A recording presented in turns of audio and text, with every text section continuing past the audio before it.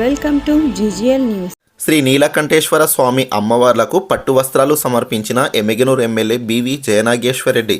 కర్నూలు జిల్లా ఎమ్మిగనూరు పట్టణంలోని శ్రీ నీలకంఠేశ్వర స్వామి కళ్యాణ మహోత్సవం సందర్భంగా సోమవారం రాత్రి ఎమ్మిగనూరు ఎమ్మెల్యే బివి జయనాగేశ్వరరెడ్డి శ్రీ నీలకంఠేశ్వర స్వామి అమ్మవార్లకు పట్టు వస్త్రాలు సమర్పించి ప్రత్యేక పూజలు నిర్వహించారు. ఈ సందర్భంగా ఎమ్మెల్యే జయనాగేశ్వరరెడ్డి మీడియాతో మాట్లాడుతూ ఈ నెల 15వ తేదీ జరగబోయే శ్రీ నీలకంఠేశ్వర స్వామి జాతర సందర్భంగా వివిధ ప్రాంతాల నుంచి వచ్చే భక్తులకు ప్రజలకు ఎటువంటి అసౌకర్యాలు కలగకుండా పటిష్ట చర్యలు చేపడుతున్నట్లు ఎమ్మెల్యే జయనాగేశ్వరరెడ్డి తెలిపారు. ఈ కార్యక్రమంలో తెలుగుదేశం పార్టీ నాయకులు, ఆలయపు ధర్మకర్తలు, పూజారులు, భక్తులు పాల్గొన్నారు. మా ఛానల్ మీకు నచ్చితే లైక్ చేయండి, షేర్ చేయండి. తాజా అప్డేట్స్ కొరకు చూస్తూనే ఉండండి GGL న్యూస్.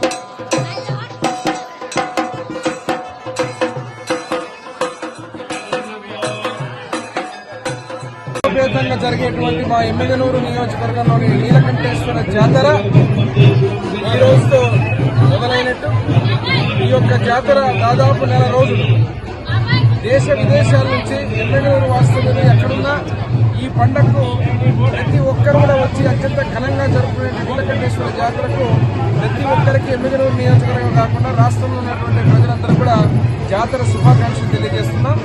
ఈరోజు నీలకంఠేశ్వర స్వామి యొక్క అనుగ్రహం అందరి మీద, ప్రజల మీద ఉంది.